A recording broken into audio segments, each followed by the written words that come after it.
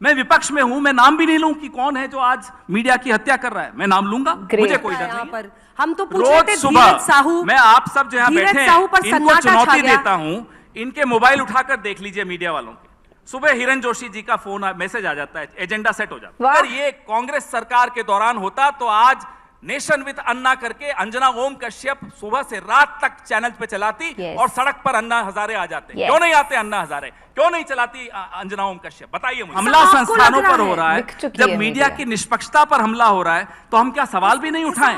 या अब उस पर भी आपत्ति है आपको कि सवाल क्यों उठा रहे हैं? लेकिन उस आंदोलन के पीछे मीडिया का भी एक बड़ा हाथ था। आज वो मीडिया कहाँ है? मैं सिर्फ ये पूछ रहा हूँ, आज वो अन्ना हजारे कहाँ है? कांग्रेस के प्रवक्ता पवन खेड़ा जी ने जमकर क्लास लगाई है अंजना ओम मोदी उर्फ कश्यप की। हे हाय हेलो नमस्ते जी, सत श्री अकाल, अस्सलाम वालेकुम। मैं निधि शर्मा इंडिया से। और कौन करवाता है गोदी मीडिया से दलाली? क्या है गोदी मीडिया का सच? आज पहली बार इस तरीके से होगा पर्दाफाश। टाइटल में तो ये तक लिख रखा है कि अंजना ओम कश्यप जी रोने लग गई। और मैंने कई बार उनका रोता हुआ चेहरा देखा है फेक इंटरव्यूज में बैठे हुए, जब वो मोदी जी से वही सवाल पूछती हैं जो उनको एक पर्ची में लिखे हुए मिलते हैं कि आपको यही पूछने हैं और क्रॉस क्वेश्चन भी नहीं करना है, क्योंकि मोदी जी के पास असली सवालों के तो जवाब ही कहाँ होते हैं। अगर जवाब होते, अगर कुछ किया होता देश के हित में तो प्रेस कॉन्फ्रेंस करते ना।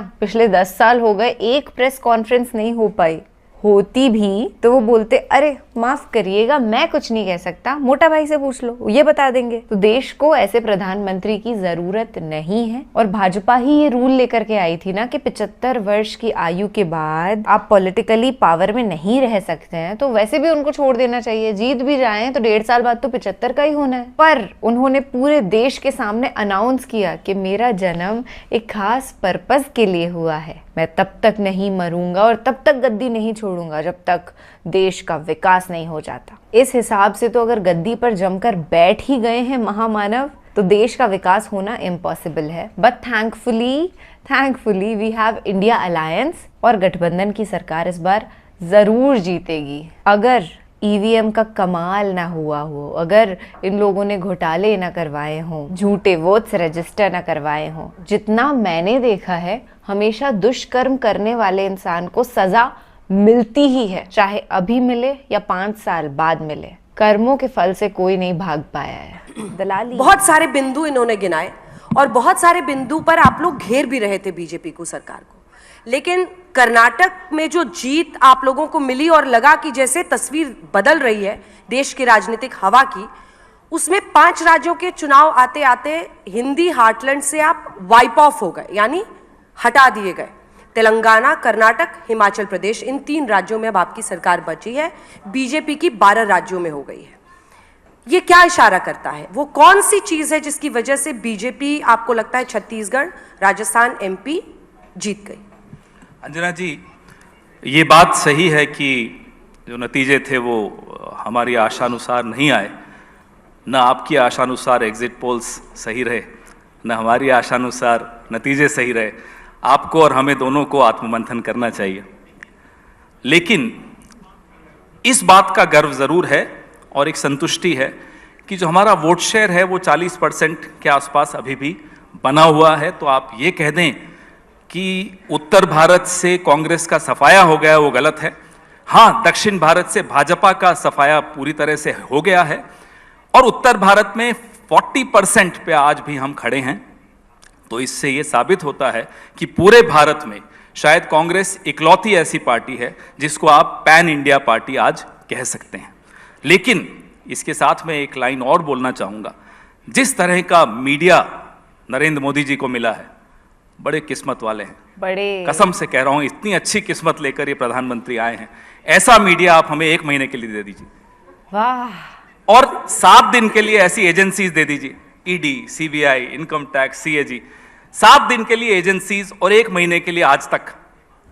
तो यही मांग रहे हैं आपसे। अच्छा, मतलब चुनाव आपको लड़ना है, चुनाव आप हारे और सारा का सारा दोष आपको अभी भी लगता है कि मीडिया, एक सेकंड, अब सवाल नहीं पूरा होने देंगे, कि सारा का सारा दोष आप मीडिया पे मर दें, आप मर दें कि एजेंसीज की वजह से हुआ। अरे एजेंसीज की कार्रवाई तो इलेक्शन वोटिंग के जस्ट पहले छत्तीसगढ़ में हुई। पहली बात फिर तो भी ये जनता ने, कि मैं आपको दोष नहीं दे रहा, मैं तो श्रेय दे रहा हूं। नहीं आप गलत कर रहे हैं। आप जो भी श्रेय कर रहे हैं। लीजिए, क्यों ले श्रेय? आपको लपक के श्रेय ले लेना चाहिए। नहीं, आपको लेना चाहिए कि आप राहुल ये राहुल श्रेय करते हैं, लेकिन राहुल जी जिता नहीं पाते आप हैं। मोदी जी को श्रेय मत दीजिए। आप राहुल राहुल करते अरे हैं, राहुल जी मेहनत जिता आपकी नहीं और पाते हैं। फल ले रहे हैं मोदी जी, फिर वही ये अच्छी बात थोड़ी है। हारते आप हैं और कहते किसी और ने हरा। मेहनत आप करते हैं, सत्ता में नहीं, वो आपको बैठे। ऐसा लगता है, आपको ऐसा लगता है कि मेहनत हम लोग कर रहे हैं। पूरी मेहनत वो कर रहे हैं। पार्टी करती है, आपकी मेहनत में कोई वो कमी पार्टी नहीं। करती है। नहीं, वो आप पार्टी ऐसी करती है जो बात- देखिए, जीतती है। देखिए। क्यों? जब आप कर्नाटक में जीते तभी हमारी मेहनत थी। अंजना जी, नहीं, 2014 अब मेरे सवाल तक का जवाब दीजिए ना। मैं अभी दे जब रहा आप हूं। कर्नाटक सारे में सवाल। जीते तब भी मीडिया की मेहनत थी। जो आप नहीं पूछोगे उसका भी जवाब दूंगा, रुकिए नहीं, जो ना, पूछ रही हूं रुकिए वो ना। बता नहीं, दीजिए मैं ना। उसका भी दूंगा और जो नहीं पूछेंगी वो भी दूंगा, रुकिए आप।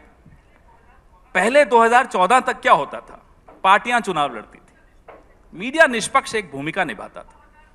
2014 के बाद एक इकोसिस्टम चुनाव लड़ते हैं।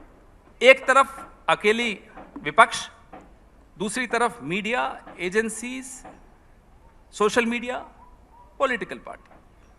अब आप देखिए कितनी लेवल प्लेइंग फील्ड है क्या ये?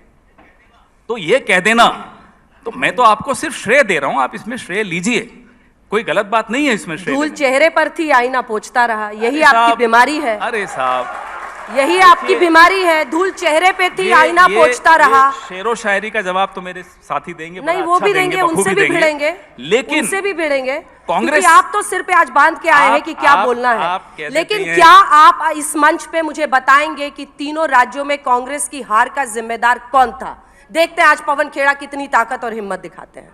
देखिए साहब, बहुत स्पष्ट है, जिस एजेंडा को लेकर हम लोगों के बीच में उतरते हैं, हो सकता है वो एजेंडा हम लोगों तक नहीं पहुंचा पाते। और पहुंचा क्यों नहीं पाते? फिर से मैं कहूंगा मीडिया, तो आप कहेंगे फिर हमारा नाम ले लिया। विपक्ष और मीडिया का चोली दामन का साथ है। आज का विपक्ष अनाथ है, ये आप मानिए। इसलिए तभी कहता हमने हूं, तीन कांग्रेस हार के किसकी नेताओं है? को मंच पर रुक- बिठा रुक- रखा है। रुक जाइए। तीन कांग्रेस रुक पार्टी जाइए, के रुक नेताओं को जाइए, हमने मंच पर रुक बिठा जाइए, रखा है, रुक जाइए। पवन जी। आप तो 6 और ले आइए बीजेपी के, उनको भी हम झेल लेंगे, आप चिंता मत करिए। आप सुन क्या लीजिए बात पहले कर मेरी रहे बात, पहले सुन लीजिए। कांग्रेस हारी, आप ये बात कर रही है। अरे लोकतंत्र हार रहा है, उसकी चिंता आपको क्यों नहीं है? सही बात है। ये जो चुनाव के नतीजे आते हैं, इसमें तो चलिए एक पार्टी हारती है, एक जीत जाती है, आपका एग्जिट पोल हार जाता है, आप जीत जाते हैं, चलता है ये सब। लेकिन जो बड़ी हार हो रही है वो लोकतंत्र की हो रही है, उस पर आपका ध्यान क्यों नहीं है? कैसे चुनाव आयोग बनेगा? आपने देखा कल पार्लियामेंट में, क्या इस तरीके से चुनाव आयुक्त बनाए जाएंगे? अगर ये कांग्रेस सरकार के दौरान होता तो आज नेशन विद अन्ना करके अंजना ओम कश्यप सुबह से रात तक चैनल पे चलाती और सड़क पर अन्ना हजारे आ जाते। क्यों नहीं आते अन्ना हजारे? क्यों नहीं चलाती अंजना ओम कश्यप? बताइए मुझे जरा। ये स्थिति है आज इस देश की। इससे आप कब तक बच सकते हैं? स्थिति ये अकेला है। अनाथ विपक्ष लड़ रहा है और हमें गर्व है कि हम लड़ रहे हैं और लड़ते रहेंगे, मरने के दम तक लड़ते रहेंगे। अरे सर, हारे या जीते लड़ेंगे। नाखून कटा के शहीद मत बनिए बेवजह की। कर्नाटक आप जीतते हैं, कर्नाटक जीतते हैं तो हम लोग आप ही का अरे, गुणगान गाते हैं। जरा सा और नाखून कहते हैं आप कि भी कटा कांग्रेस- लीजिए ना, अरे सर, जरा सा नाखून आप भी कटा लीजिए, देखिए कांग्रेस- लोकतंत्र में रक्त कैसे बहेगा। अरे सर, लोकतंत्र लोकतंत्र में की- की हत्या हो रही है और आपको यहाँ ये मजाक सूझ रहा है? नहीं नहीं, आप मजाक कर रहे हैं क्योंकि नहीं, आप नहीं, सारा हम का मजाक सारा नहीं कर रहे अंजना जी, सारा हम तो onus कह रहे किसी और पे डाल हैं रहे थोड़ा हैं। नाखून आप भी कटा लीजिए। दो फिर स्पीकर देखिए और क्या हैं, होता है। इनको भी थोड़ा मौका दे दीजिए पवन जी। आज तो पवन जी आवेश में, और अच्छी बात है लोकतंत्र में जब विपक्ष की ताकत हम लोग देखते हैं आवाज में। 3 नेताओं को हमने इसीलिए मंच दिया है क्योंकि आप लोग ये चाहते थे कि आपस में ही आप लोग आए और बात करें। लेकिन कर्नाटक आप जीतते हैं तब लोकतंत्र की हार नहीं होती है। आप हिमाचल जीतते हैं तो लोकतंत्र की हार नहीं होती है, वहां आपको ईवीएम नहीं जिताता है। लेकिन अन्य राज्यों में जरा कन्हैया जी को नहीं, आपने ऐसी अरे टिप्पणी कन्हैया की, जी की आपने सारी ऐसी टिप्पणी की। जब हम कर्नाटक जीतते हैं, भाजपा कर्नाटक हारती है, तो किसकी हार होती है? नहीं साहब, तब मोदी जी की हार नहीं होती। तब अंजना जी के मुंह पर ऐसे शिकन्ने आ जाती है जब उनको कहते हैं मोदी जी हार गए। नहीं साहब, मोदी जी नहीं हारे, पवन जी, कर्नाटक के मुख्यमंत्री हारे हैं। पवन जी एक सेकंड नहीं, एक सेकंड अब आपको सुनना होगा क्योंकि आप ये नहीं ये स्टेज आप हाईजैक नहीं कर सकते। आई एम सॉरी, नहीं आप हाईजैक कर रहे हैं, आप हाईजैक कर रहे हैं क्योंकि वहां पर मुख्यमंत्री के चेहरे पर बीजेपी चुनाव लड़ी पोल की थी। शाम को कहते हैं कि नहीं, मुख्यमंत्री देखिए साहब, के अगर चेहरे पर चुनाव भाजपा लड़ी हार थी। जाती है कन्हैया तो जी माइक उठा लोकसभा लीजिए। में कोई असर नहीं पड़ेगा। कन्हैया जी माइक उठा जब लीजिए। असली रिजल्ट आता है तो कहते हैं साहब अब तो आज लोकसभा अच्छा हुआ, में लगता है मोदी पवन जी को जीतेंगे। बाकी चैनलों पे मौका मिल नहीं रहा है। ओह, तभी माइक नहीं छोड़ रहे हैं यहाँ पे, अच्छी बात है। नहीं तो आप मौका लेकिन दे पवन रहे जी हैं। अरे अपनी कभी-कभी आवाज तो विपक्ष को इतनी भी मौका मजबूत दीजिए। करिए कि जनता आपकी बातों को समझे, उसके बाद स्वीकारे भी। हमारी खाली बातें- यहाँ पर आकर सोच रहे हैं कि हमारी 4-5 अगर बैट बॉल आप खेल लूंगा तो अगर कुछ नहीं मीडिया होगा। हस्तक्षेप बंद कर दे तो जनता हमारी बात कोई सुनने को तैयार है। हस्तक्षेप नहीं करता है। आप नहीं सुनने ये दे रही। साक्षी है कि 3 यहाँ पर कांग्रेस के नेता बैठे हैं, प्रमोद तिवारी अरे जी और आप ये कन्हैया जी बार-बार को आप तीन बोलने दिन नहीं क्यों दे रहे करते हैं। हैं? हम इंतजार करते, ले आइए 6 भाजपा वालों को, चलिए आपका लाइए। नहीं- बंदी के बाद हाय। कौन सा कोऑपरेटिव बैंक था अहमदाबाद का जिसमें सबसे ज्यादा नोट बदले गए? किसका था वो? कौन उसका डायरेक्टर था? मैं नाम लूंगा तो शायद आपको एडवर्टीजमेंट्स मिलनी बंद हो जाएंगी। महेश शाह, 14,000 करोड़ जिसने ब्लैक मनी डिस्क्लोज किया, वो लापता हो गए। वो कौन थे? किसके नजदीक थे?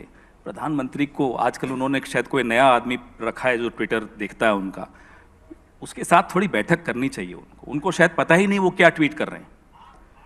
आप बार बार कह रही हैं कि साहब चुनाव हार गए, आप जनता तक मैसेज नहीं ले जा पा रहे।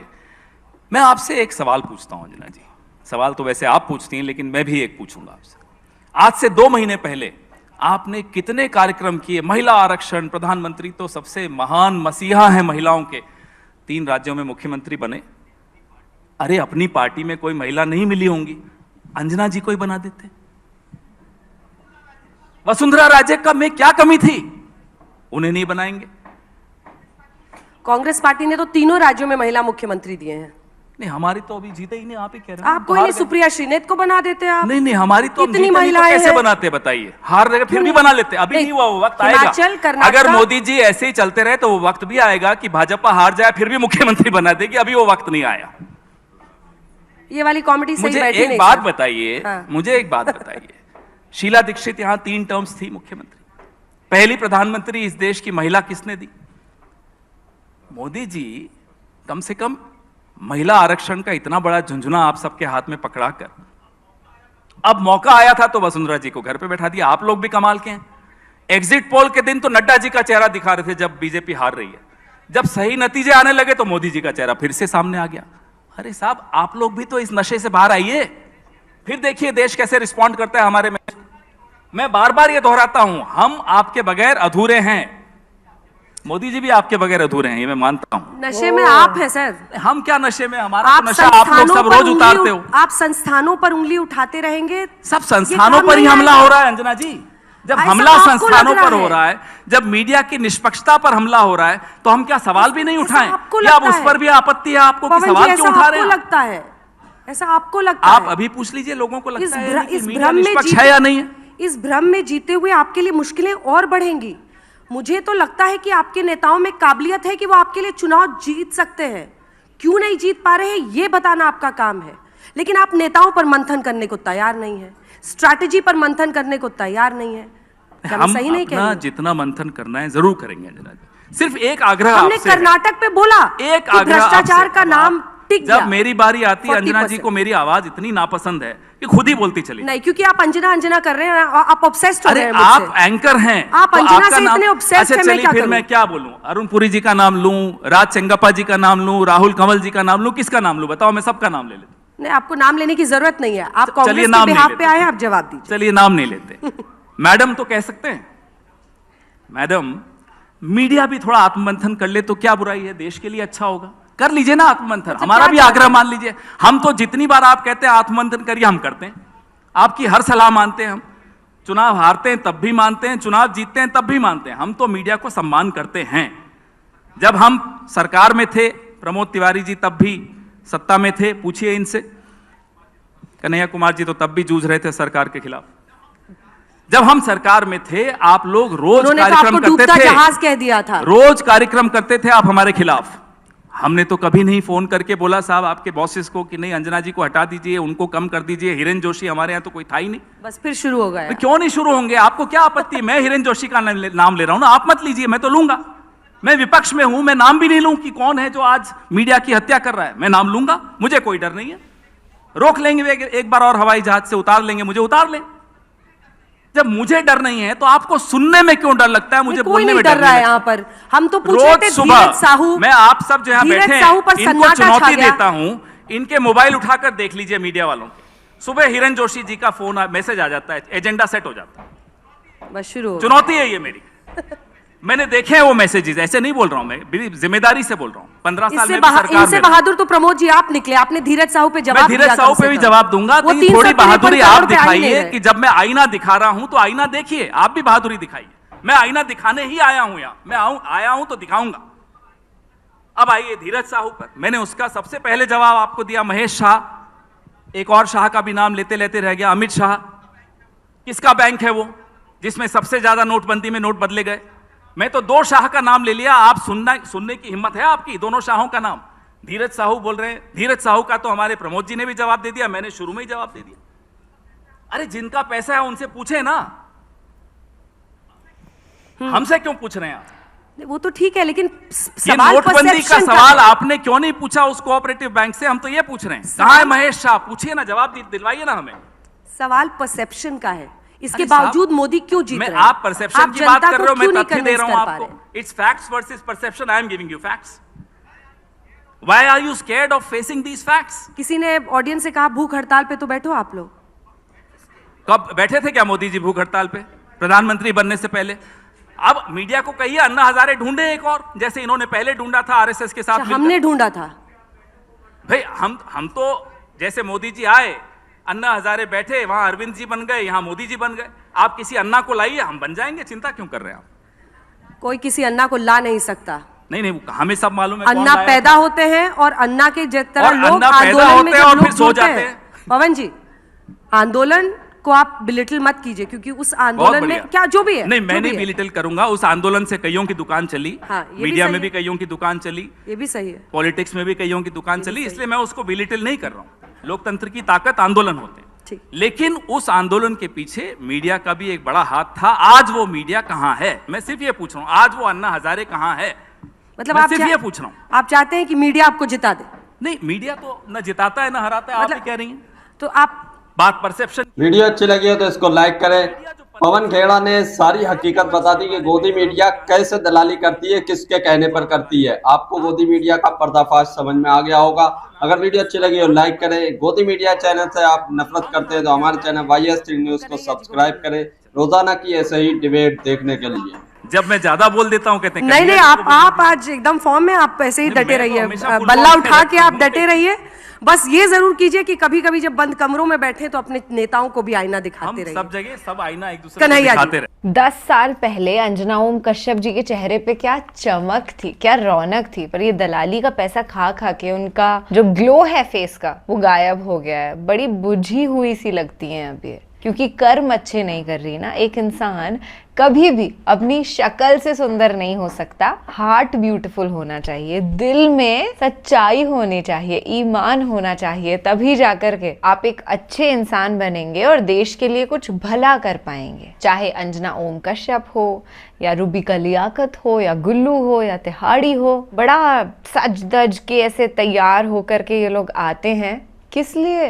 दलाली करने के लिए। घर पे भी शायद इनके फैमिली मेंबर्स हंसते होंगे कि क्या करके आया है आज तू। थोड़ी ना अंजना जी के लिए स्पेशली मेरे दिल में इज्जत बढ़ गई थी उनके कुछ निष्पक्ष वीडियो देख करके रिसेंट टाइम्स में, पर उस टाइम चेक बाउंस हो गया होगा। अब फाइनली इनको वो मिल गया होगा ना पैसा, अच्छा खासा मोटा सारा, तो ये अपने डेली रूटीन पर वापस उतर आई। और एक बात और है कि पहले के टाइम में मीडिया ऐसा होता था कि जनता के मुद्दों को आगे रखता था, आवाम की आवाज बनता था भाई। अभी ऐसा होता है कि मोदी जी के गुणगान कर रहा होता है, वो कभी भी ये नहीं बताएगा कि इस सरकार के होते हुए हमें कितना नुकसान हो गया, या कांग्रेस पार्टी अगर पावर में आती है तो वो हमें क्या फायदा करवाएंगी। क्योंकि मीडिया निष्पक्ष रहा ही नहीं ना, उसको तो खरीद लिया गया, सरकारी बना दिया गया। ये एक बहुत बड़ा खिलवाड़ है डेमोक्रेसी के साथ, हमारे संविधान के साथ। देश खतरे में है मोदी जी की मौजूदगी में, ये कहते हुए मुझे बिल्कुल